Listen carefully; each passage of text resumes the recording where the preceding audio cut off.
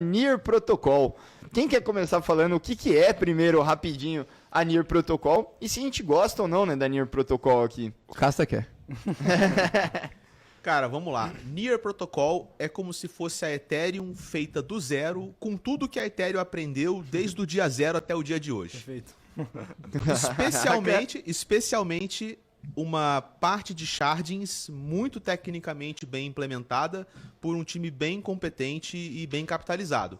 Claro que é um player novo, né? Ainda tem que se provar, ele não passou pelo teste do tempo, não passou por uma curva de adoção que o torne, uau, né? Que competidor, mas na minha visão é um projeto que tem chance de brigar, é um cara que tá no páreo. No geral, eu gosto do case. Vocês compartilham da ideia do Casta? É um thumbs up vamos, já pra vamos. começar em O alto meu é nível? thumbs up pra Cara, mim. Vai começar? Cara, Total, acho assim- que a gente tem um consenso aqui. Então, Exato, que tipo sim. assim, como que eu conheci Nier, né? A equipe é muito competente, eles inclusive têm um quadro muito legal no canal deles ali no YouTube, que eles fazem meio que um whiteboard, então eles meio que chamam fundadores de outros projetos para meio que explicar a arquitetura dos outros projetos para eles. Aí eu falei, poxa, aí era um guri, né? No caso, um cara bem novo, que é um dos fundadores. Eu falei, cara, esse cara aqui realmente parece entender. Aí a gente começou a estudar Nier, né? Pra poder entender um pouco mais da arquitetura. E na hora que a gente olhou, a gente falou, cara, isso aqui tá parecendo muito o que a Ethereum quer fazer com o Danksharding, né? E acho que no geral é isso, cara. A arquitetura que faz sentido, não é? Senão não tá à toa que a Ethereum estaria copiando. Copiando não, né? Mas tá se encaminhando para ser similar e uma equipe competente, que são duas coisas que a gente gosta bastante. Cara, assim, não é um case que a gente tem em carteira, Nier, mas é um case que eu acho legal, é um case que eu acompanho, assim, sabe? Sabe aquela parada que você acompanha meio de retrovisor? Ah, tô à Exatamente. toa. Há interesse.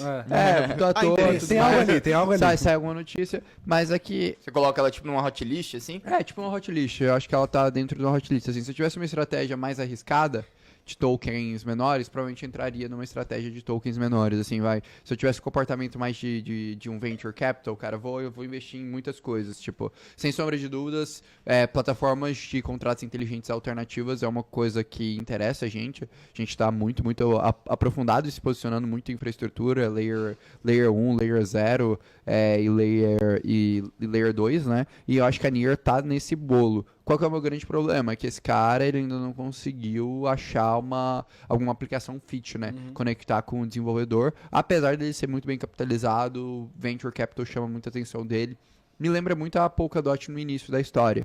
Talvez a questão que me deixe mais intrigado e hoje faça ele não estar em posicionamento é um pouco até talvez da justificativa que eu usei da Cardano no último Casual, que a gente falou que a gente não investiria, que é a questão de Product Market Fit, mas nesse caso é diferente. Tipo, a Near ela é mais friendly, mais aberta ao mercado. Ela ainda não conseguiu achar a estrutura, mas ela é bem mais friendly, por exemplo, do que um case como Cardano, na minha visão. Então, é isso que eu ia te perguntar, tipo, se você consegue resumir o que falta pra Near, né?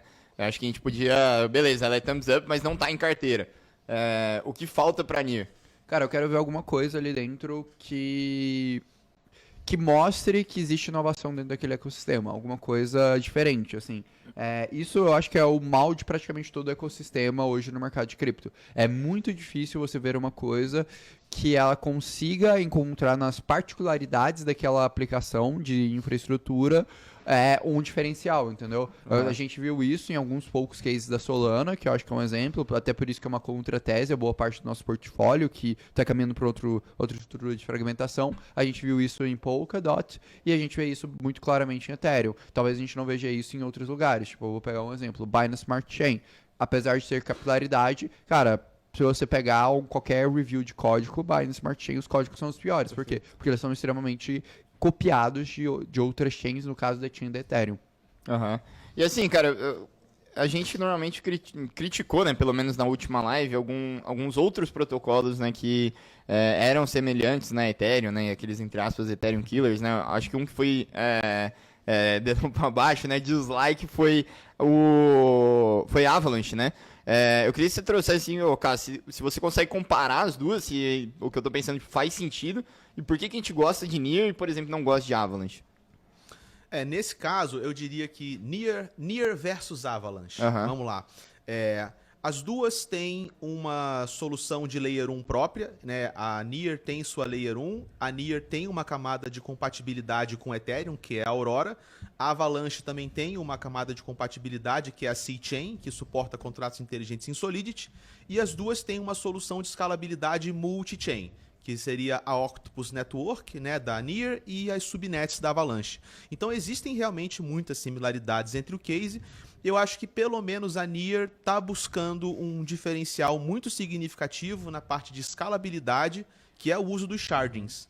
Quando a gente olha para a Avalanche, ela tem uma propaganda de altíssimos TPS que ela não entrega, na verdade, ela só entrega esses TPS sem contrato inteligente.